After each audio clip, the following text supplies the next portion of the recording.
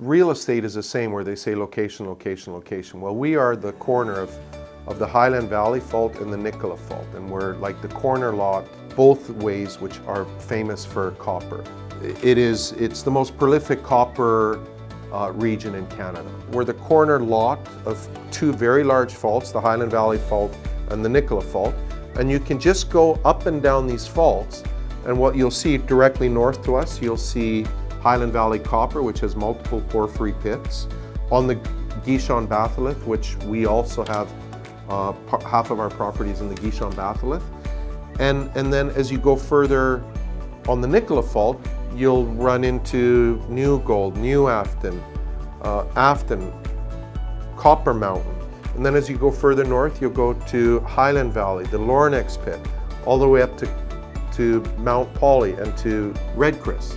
So if you were to look at the copper belt of British Columbia and you were to go like this, we're the corner. Not only that, we're also the unexplored corner. And we're actually the first group to own 100% of the asset since 1961. We've gone through and we've created a database of historic drill holes. We continue to put all the historic drill holes into a 3D model, and we continue to really understand the property, not just on the areas that we're doing exploration, but on the macro level. What we know is that we have a great asset. We certainly believe that this is going to be a mine at some point in the future.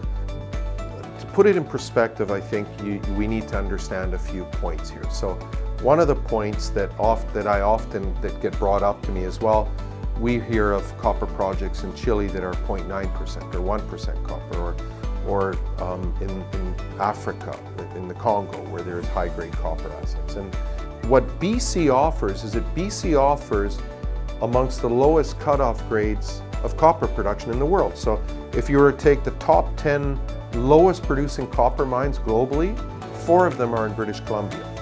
Our neighbor Highland Valley has a throughput of 0.2%, approximately around 0.2%, and their cutoff rate is about 0.15. You have these grades that are they're low, but they're still profitable. And so this is what makes our project, again, exciting, is that we're in this politically stable environment.